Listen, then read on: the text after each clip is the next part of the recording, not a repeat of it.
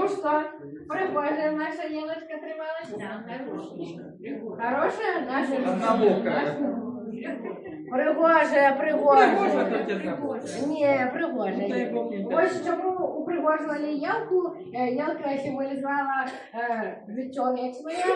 Тому пам'ятаєте, коли цар Ірод воякам сказав забить Ісуса, да? Бога, і хвилюючи, сказав забить Бога, Божа Маті сховала сина свого під хвойкою, під ялкою. І коли вояки йшли, хвойка його прикрила своїми лапками. Тому він вважається ялка символом життя. Тому ось ми таку пригожусь. Давайте з вами соберемося у хоровод.